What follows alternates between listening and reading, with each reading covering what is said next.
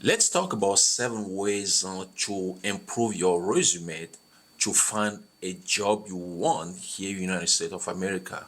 Hello, my name is John and welcome.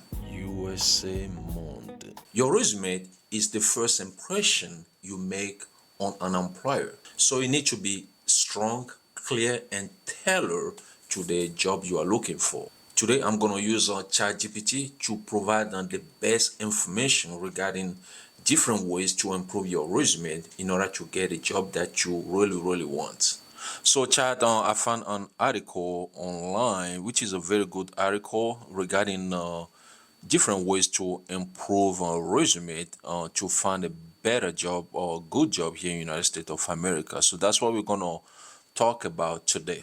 Okay, so I have some questions I'm gonna ask you, and also I want you to clarify and explain those points we're gonna cover in this conversation in order to provide a lot of values to my uh, your viewers who, like I say, are immigrant newcomers here in the United States of America. Most of them, by the way.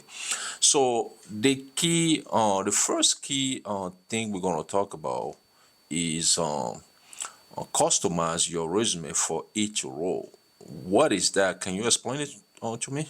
Absolutely. So, customizing your resume for each role basically means tailoring it to match the specific job you're applying for. That means highlighting the skills and experiences that are most relevant to that particular job. Instead of sending the same resume to every employer, you adjust it so it shows that you're a great fit for that specific position and helps you stand out and show the employer that you really understand what they need. Okay.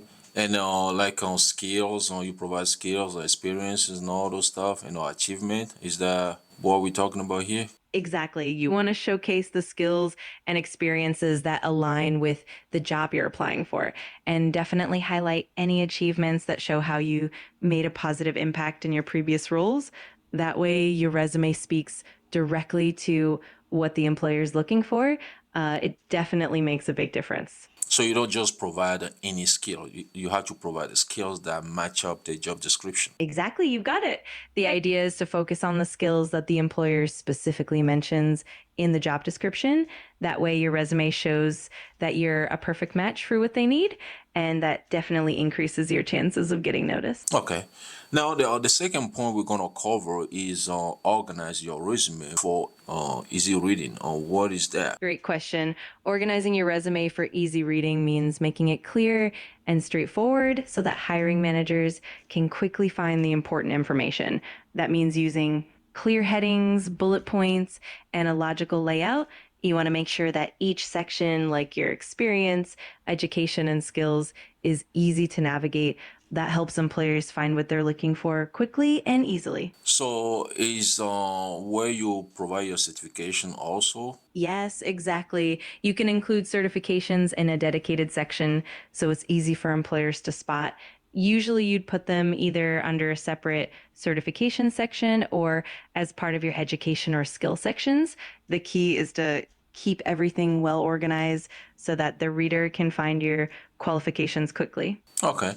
So the next point is write a strong summary or objectives. So let's talk about that. Absolutely. A strong summary or objective is basically a brief section at the top of your resume that highlights who you are and what you bring to the table. It should be concise and focused on your key strengths and career goals. For newcomers, it's a great place to show your enthusiasm and what kind of role you're aiming for. It sets the tone for the rest of the resume and grabs the employer's attention right away. So is it a good idea to provide your career goals and also your professional background skills in that section or not? Yes, definitely. It's a great idea to blend both your career goals and your key skills in that summary. That way, employers get a quick snapshot of what you aim to achieve and what you bring to the table. It helps create a strong first impression and makes it easier for them to see how you fit the role. I like what you're talking about, the way you explain everything so far. I think my viewers are getting value from this. So let's continue. So the next point we're going to cover is emphasize accomplishment not just duties. That's awesome to hear. And absolutely, focusing on accomplishments means highlighting the impact you made in your previous roles, not just listing tasks. So instead of just saying what you did, you show how well you did it and what results you achieved. This really helps employers see your value and sets you apart from other candidates. Okay, so is this the session where you include like specific numbers or percentage or statistics whenever possible or not? Yes, exactly. Including specific numbers, percentages, or statistics really strengthens your accomplishments. It provides concrete evidence of your impact and helps employers see the value you brought. For example, instead of just saying you increase sales, you could say you increase sales by 20% in 6 months. It makes your achievements more compelling and memorable. Oh, very good. All right, so the next key thing we're gonna talk about is feature key skills and relevant keywords in your resume. What is that? Great. So, featuring your key skills and relevant keywords means making sure that the important skills you have are clearly listed and that you use keywords from the job description. This helps your resume get noticed by applicant tracking systems or ATS and also by hiring managers. By using the right keywords and highlighting your top skills, you show that you're a great fit for the role and increase your chances of moving forward in the hiring process. Okay, can you use like technical abilities and also something like soft skills, like communication, leadership, and stuff like that? Absolutely. You can definitely include both technical abilities and soft skills. It's great to show a balance of both. For example, you can highlight technical skills like software proficiency or data analysis, and also include soft skills like communication, teamwork, and leadership. This combination really gives employers a full picture of what you bring to the table. Okay, so there's six key thing we're gonna cover is keep your resume update and refine. What is that? Great. Keeping your resume updated and refined means regularly adding your latest experiences, skills, and accomplishments so your resume always reflects your most current and relevant information. It also means polishing it, making sure the formatting is clean and that the content is clear and concise. This way, you're always ready to apply for new opportunities and put your best foot forward. And also, if I understand correctly, that's where you eliminate like grammar errors and stuff like that, right? Exactly. That's definitely part of it. Making sure your resume is free of grammar errors, typos, and inconsistencies is super important. It helps give a professional impression and ensures that employers focus on your qualifications rather than getting distracted by mistakes. Very, very good. All right, so the last key point we're going to talk about regarding this article is to use a clean, professional formatting. What is that? Absolutely. Using clean, professional formatting means making sure your resume looks neat and organized. That includes using consistent fonts, clear headings, and plenty of white space so it's easy to read.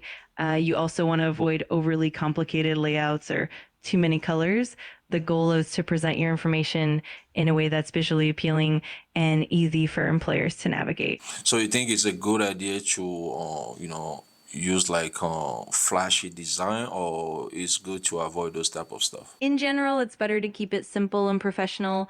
Flashy designs can sometimes be distracting and might not translate well across different systems or ATS. A clean, straightforward layout ensures that your content stands out and that it's easy for employers to quickly find what they need.